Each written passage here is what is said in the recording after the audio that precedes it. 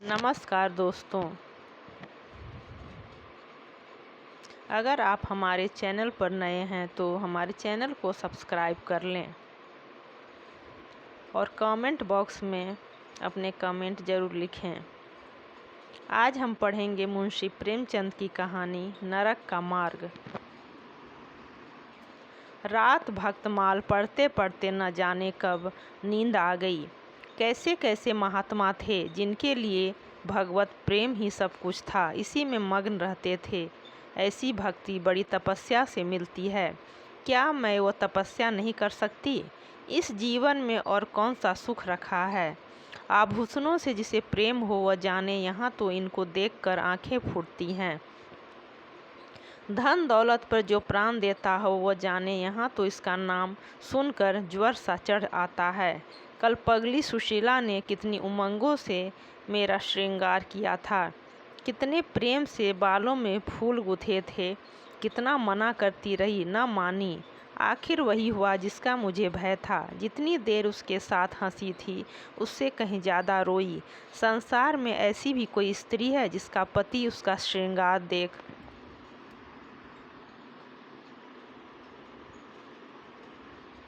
कर सिर से पांव तक जल उठे? कौन ऐसी स्त्री है जो अपने पति के मुंह से ये शब्द सुने, तुम मेरा परलोक बिगाड़ोगी और कुछ नहीं। तुम्हारे रंग ढंग कहे देते हैं और उसका दिल विष खा लेने को न चाहे। भगवान, संसार में ऐसे भी मनुष्य हैं। आखिर मैं नीचे चली गई और भक्तमाल पढ़ने लगी। अब वृंदावन बिहारी ही की ही सेवा करूंगी, उन्हीं को अपना श्रृंगार दिखाऊंगी। वह तो देखकर न जलेंगे, वह तो मेरे मन का हाल जानते हैं। भगवान, मैं अपने मन को कैसे समझाऊं? तुम अंतर्यामी हो, तुम मेरे रोम रोम का हाल जानते हो।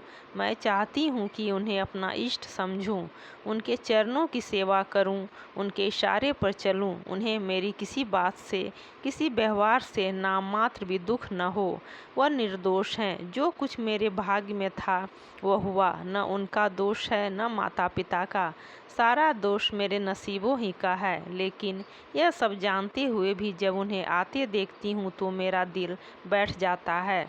मुंह पर मुर्दनी सी छा जाती है, सिर भारी हो जाता है। जी चाहता है इनकी सूरत न देखूं। बात तक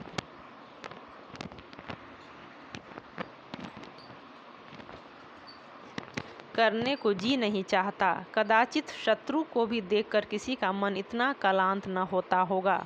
उनके आने के समय दिल में धड़कन सी होने लगती है। दो एक दिन के लिए कहीं चले जाते हैं तो दिल पर एक बोझ सा उठ जाता है।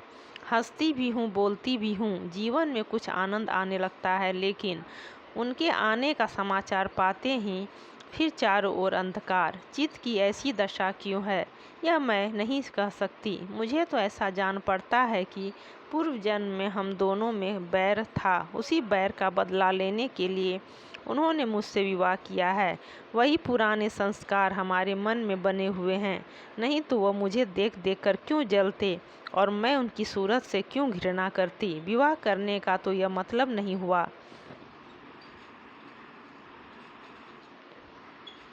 हुआ करता, मैं अपने घर इससे कहीं सुखी थी। कदाचित मैं जीवन पर्यंत अपने घर आनंद से रह सकती थी। लेकिन इस लोक प्रथा का बुरा हो जो अभागिनी कन्याओं को किसी न किसी पुरुष के गले बांध देना अनिवार्य समझता है। वह क्या जानता है कि कितनी युवतियां उसके नाम को रो रही हैं, कितने अभिलाषाओं से लहराते हुए कोमल हृदय उसके पैरों तले रौंदे जा रहे हैं। युवती के लिए पति कैसी कैसी मधुर कल्पनाओं का स्रोत होता है। पुरुष में जो उत्तम है, श्रेष्ठ है, दर्शनीय है, उसकी सजीव मूर्ति शब्द के ध्यान में आते ही उसकी नज़रों के सामने आकर खड़ी हो जाती है। लेकिन मेरे लिए शब्द क्या हैं? हृदय में उठने वाला शूल, कलेजे में खटकने वाला कांटा, आँखों में गड़ने वाली किरकिरी, अंतःकरण को बेधने वाला व्यंग्यवान। सुशीला को हमेशा हंसते देखती हूँ। वह कभी अपनी दरिद्रता का गिला नहीं करती। गहने नहीं हैं, कपड़े नहीं हैं, भाड़े के नन्हे से मकान में रहती है, अपने हाथों घर का सारा काम काज करती है, फिर भी उसे रोते नहीं देखती। अगर अपने वश की बात होती तो आज अपने धन को उसकी दरिद्रता से बदल दे लेती। अपने पतिदेव को मुस्कुराते हुए घर में आते देखकर उसका सारा दुख दारिद्र छूमंतर हो जाता है। छाती गजभर हो जाती है। उसके प्रेमालिंगन में वो सुख है जिस पर तीनों लोक का धन न्यौछावर कर दूं। आज मुझसे जब्त न हो सका। मैंने पूछा, तुमने मुझसे किस लिए विवाह किया था? यह प्रश्न महीनों से मेरे मन में उठता था, पर मन को रोकती चली आती।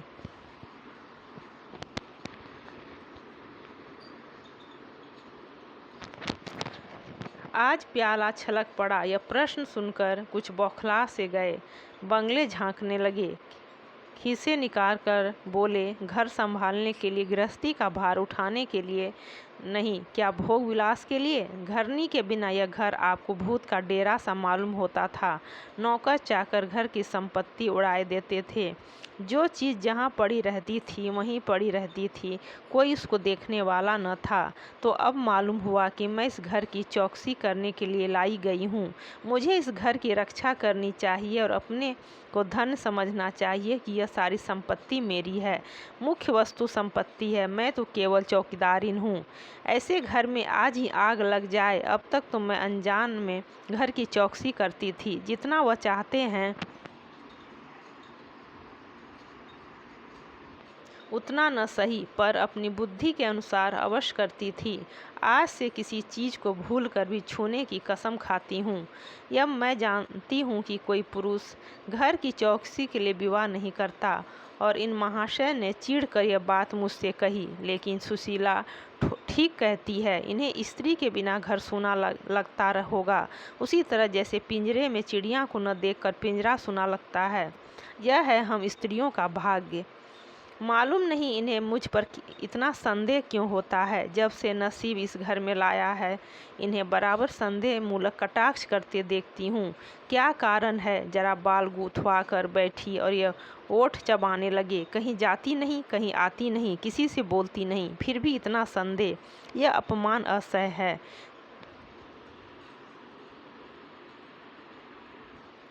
क्या मुझे अपनी आबरू प्यारी नहीं? या मुझे इतनी छिछोरी क्यों समझते हैं? इन्हें मुझ पर संदेह करते लज्जा भी नहीं आती। काना आदमी किसी को हंसते देखता है तो समझता है लोग मुझी पर हंस रहे हैं। शायद इन्हें भी वही वहम हो गया है कि मैं इन्हें चिढ़ाती हूँ। अपने अधिकार के बाहर कोई काम कर बैठने से कदाचित हमारे चित्त की यही वृत्ति हो जाती है। भिक्षुक राजा की गद्दी पर बैठकर चैन की नींद नहीं सो सकता। उसे अपने चारों तरफ शत्रु ही शत्रु दिखाई देंगे। मैं समझती हूँ सभी शादी करने वाले बुढ़ों का यही हाल है।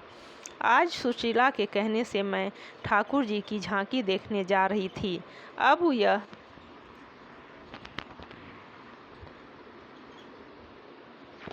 साधारण बुद्धि का आदमी भी समझ सकता है कि फुवड़ बहू बनकर बाहर निकलना अपनी हंसी उड़ाना है। लेकिन आप उसी वक्त न जाने किधर से टपक पड़े और मेरी ओर तिरस्कारपूर्ण नेत्रों से देखकर बोले, कहाँ की तैयारी है? मैंने कह दिया, जरा ठाकुर जी की झांकी देखने जाती हूँ। इतना सुनते ही त्योरियाँ चढ़ाकर बोले, तुम्हारे जाने की कुछ ज़रूरत नहीं। जो स्त्री अपने पति की सेवा नहीं कर सकती, उसे देवताओं के दर्शन से पुण्य के बदले पाप होता है। मुझसे उड़ने चली हो? मैं औरतों की नस नस पहचानता हूँ। ऐसा क्रोध आया कि बस अब क्या कहूँ। उसी दम कपड़े बदल डाले और प्रण कर लिया कि अब कभी दर्शन करने न जाऊंगी। इस अविश्वास का भी कुछ ठिकाना है। न जाने क्या सोचकर रुक गई। उनकी बात का जवाब तो यही था कि उसी क्षण घर से चल खड़ी होती, फिर देखती मेरा क्या कर लेते। इन्हें मेरे उदास और विमन रहने पर आश्चर्य होता है। मुझे मन में कृतज्ञ समझते हैं। अपनी समझ में इन्होंने मेरे साथ विवाह करके शायद मुझ पर बड़ा एहसान किया है। इतनी बड़ी जायदाद और इतनी विशाल संपत्ति की स्वामिनी होकर मुझे फूले न समाना चाहिए था।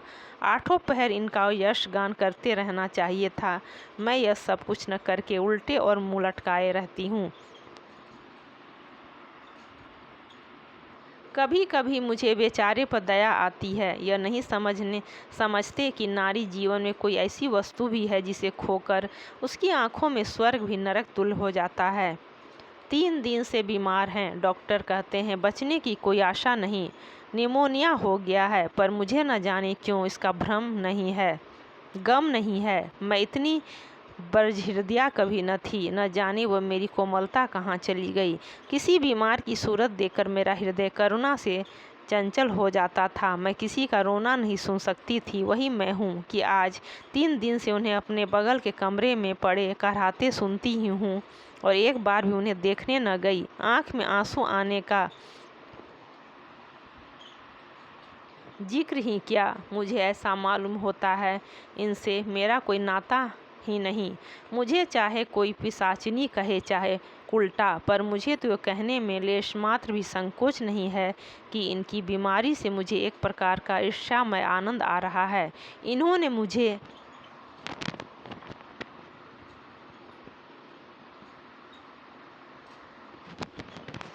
यहाँ कारावास दे रखा था। मैं इसे विवाह का पवित्र नाम नहीं देना चाहती। यह कारावास ही है। मैं इतनी उदार नहीं हूँ कि जितने मुझे कैद में डाल रखा हो उसकी पूजा करूँ। जो मुझे लाश से मारे उसके पैरों को चूमूं। मुझे तो मालूम हो रहा है ईश्वर इन्हें इस पाप का दंड दे रहे हैं। मैं निसंकोच होकर कहती हूँ कि मेरा इनसे विवाह नहीं हुआ। स्त्री किसी के गले बांध दी जाने से ही उसकी विवाहिता नहीं हो जाती। वही संयोग विवाह का पद पा सकता है जिसमें कम से कम एक बार तो हृदय प्रेम से पुलकित हो जाए। सुनती हूँ महाशय अपने कमरे में पड़े पड़े मुझे कोसा करते हैं, अपनी बीमारी का सारा बुखार मुझ पर निकालते हैं। लेकिन यहाँ इसकी परवाह नहीं। जिसका जी चाहे जायदाद ले, धन ले, मुझे इसकी ज़रूरत नहीं। आज 3 महीने हुए मैं विधवा हो गई। कम से कम लोग यही कहते हैं कि जिसका जो जी चाहे कहे, पर मैं अपने को जो कुछ समझती हूँ वह समझती हूँ। मैंने चूड़ियाँ नहीं तोड़ी, क्यों तोड़ूँ? मांग में सिंदूर पहले भी न डालती थी, अब भी नहीं डालती। बूढ़े बाबा का क्रियाक्रम उनके सुपुत्र ने किया। मैं पास न भटकी। घर में मुझ पर मनमानी आलोचनाएं होती हैं। कोई मेरे गुथे हुए बालों को देखकर नाक सिकुड़ता है, कोई मेरे आभूषणों पर आंखें मटकाता है। यहाँ इसकी चिंता नहीं। इन्हें चिढ़ाने को मैं भी रंग बिरंगी साड़ियाँ पहनती हूँ और भी बनती संवरती हूँ।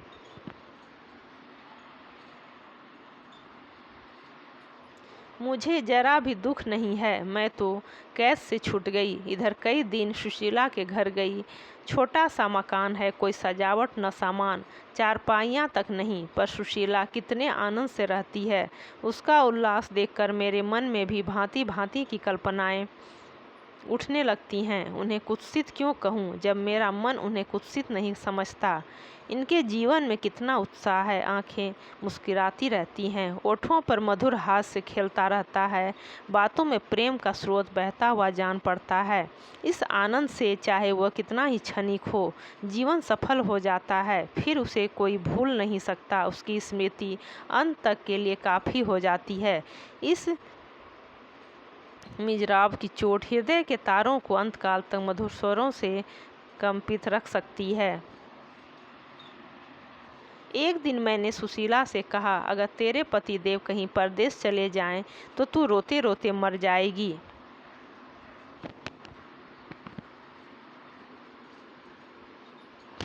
सुशीला गंभीर भाव से बोली, नहीं बहन, मरूंगी नहीं। उनकी याद मुझे सदैव प्रफुल्लित करती रहेगी, चाहे उन्हें परदेश में बरसों लग जाएं। मैं यही प्रेम चाहती हूँ। इसी चोट के लिए मेरा मन तड़पता रहता है। मैं भी ऐसी ही स्मृति चाहती हूँ जिससे दिल के तार सदैव बजते रहें, जिसका नशा नित्य छाया रहे। रात रोते रोते हिचकियाँ बंध गई। न जाने क्यों दिल भर भर आता था। अपना जीवन सामने एक ओहड़ मैदान की भांति फैला हुआ मालूम होता था, जहाँ बगुलों के सिवा हरियाली का नाम नहीं। घर फाड़े खाता था। चित्त ऐसा चंचल हो रहा था कि कहीं उड़ जाऊं।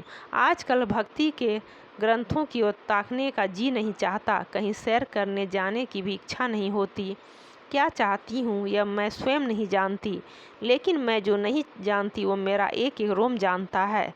मैं अपनी भावनाओं की सजीव मूर्ति हूँ। मेरा एक एक अंग मेरी आंतरिक वेदना का आर्तनाद हो रहा है। मेरे चित्त की चंचलता उस अंतिम दशा को पहुँच गई है जब मनुष्य को निंदा की न लज्जा रहती है और न भय। जिन लोभी स्वार्थी माता पिता ने मुझे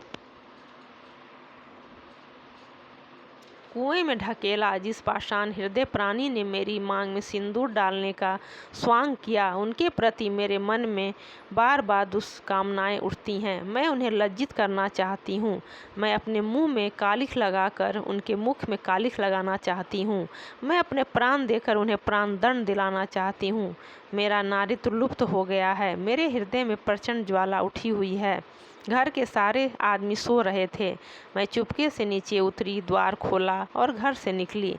जैसे कोई प्राणी गर्मी से व्याकुल होकर घर से निकले और किसी खुली हुई जगह की ओर दौड़े।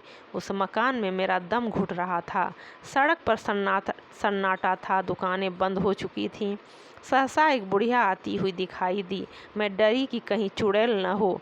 बुढ़िया ने मेरे समीप आकर मुझे सिर से पांव तक देखा और बोली, किसकी राह देख रही हो? मैंने चिढ़कर कहा, मौत को।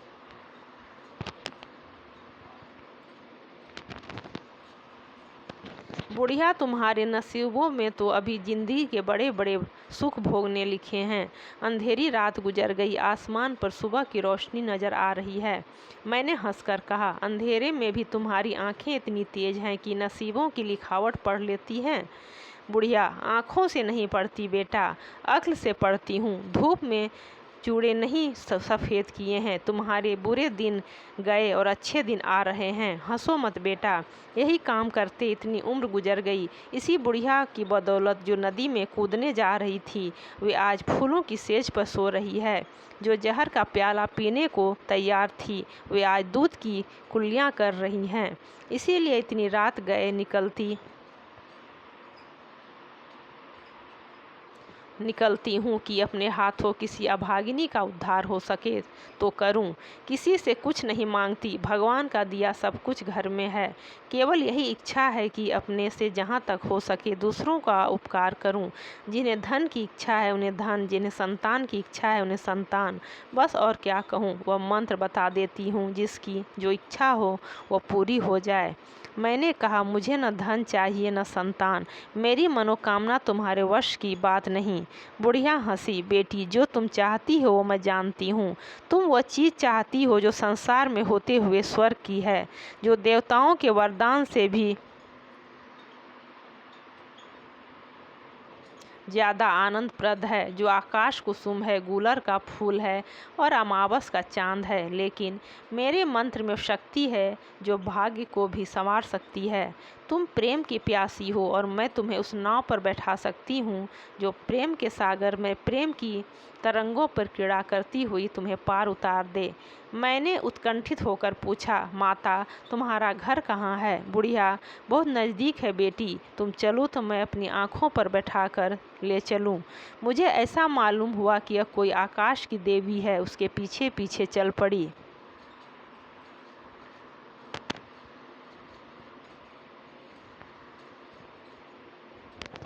आह, वो बुढ़िया जिसे मैं आकाश की देवी समझती थी, नरक की डाइन निकली। मेरा सर्वनाश हो गया। मैं अमृत खोजती थी, विष मिला। निर्मल स्वच्छ प्रेम की प्यासी थी, गंदे विषाक्त नाले में गिर पड़ी। वह दुर्लभ वस्तु न मिलनी थी, न मिली। मैं सुशीला का सा सुख चाहती थी, उल्टाओं की विषय वासना नहीं। लेकिन जीवन पथ में एक बार उल्टी राह चलकर फिर सीधे मार्ग पर आना कठिन है। लेकिन मेरे अंतःपतन का अपराध मेरे सिर नहीं, मेरे माता पिता उस बूढ़े पर है जो मेरा स्वामी बनना चाहता था। मैं यह पंक्तियाँ न लिखती, लेकिन इस विचार से लिख रही हूँ कि मेरी आत्मकथा पढ़कर लोगों की आंखें खुले। मैं फिर कहती हूँ, अब भी अपनी बालिकाओं के लिए मत देखो धन, मत देखो जायदाद, मत देखो कुलीनता, केवल वर देखो। अगर उसके लिए जोड़ का वर नहीं पा सकते तो लड़की को कुंवारी रख छोड़ो, जहर देकर मार डालो, गला घोट डालो, पर किसी बूढ़े घूसड़ से मत ब्याहो। स्त्री सब कुछ सह सकती है, दारुण से दारुण दुख, बड़े से बड़ा संकट। अगर नहीं सह सकती तो अपने यौवन काल की उमंगों का कुचला जाना रही मैं। मेरे लिए अब इस जीवन में कोई आशा नहीं। इस अधम दशा को भी मैं उस दशा से न बदलूंगी जिससे निकल कर आई हूँ।